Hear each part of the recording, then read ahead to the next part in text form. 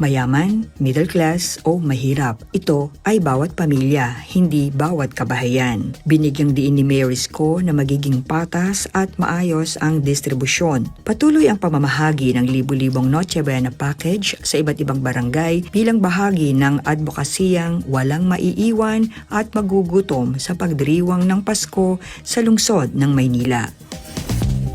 Pinangunahan ni Mayor Isko Moreno ang ribbon-cutting ceremony sa bagong renovate na Baseco Amadome Basketball Court. Sa nasabing okasyon na dinaluhan din ni Vice Mayor Chi Atienza kasama ang mga pinuno ng iba't ibang departamento, mga konsehal ng District 5 at mga kinatawan mula sa Davis Paints, pinaalalahanan ni Mayor Isko ang mga residente ng Baseco na alagaan at panatilihing malinis ang bagong ayos na pasilidad upang may ligtas at organisadong lugar na kung saan makapaglalaro at makapaglilibang ang mga kabataan. Nagpasalamat ang alkalde sa pribadong sektor, lalo na sa Davis Paints, sa patuloy na pakikipagtulungan upang gawing mas maayos, mas maaliwalas at mas kapaki-pakinabang ang mga pasilidad sa lungsod. Papasensyahan nyo na yung nakayanan ng lungsod ng Maynila. Ayoko lang bali yung nasimulan ko na. Pero kahit pa paano, una may mapagahari muna na bawat pamilya ng Maynila. Unti nang nilalabas ngayon.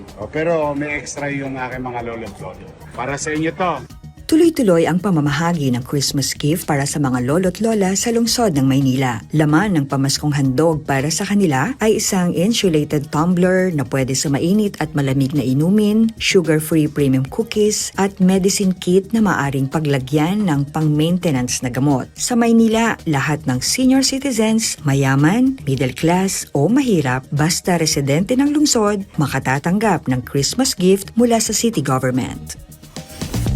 Masosolusyonan na ang problema ng mga residente ng Paco, Maynila na halos 3 linggo nang nakararanas ng baha kahit walang ulan. Personal na binisita ni Mayor Isko Moreno at Metropolitan Manila Development Authority o MMDA Chairman Romando Artes ang Paco Pumping Station upang tingnan ang sitwasyon. Nangako ang kontraktor na agad aayusin ang floodgate na inaasahang matatapos pagsapit ng March 2026.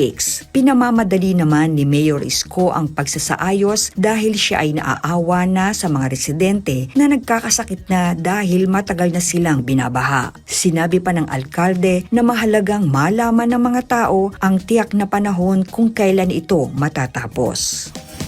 3, 2, 1!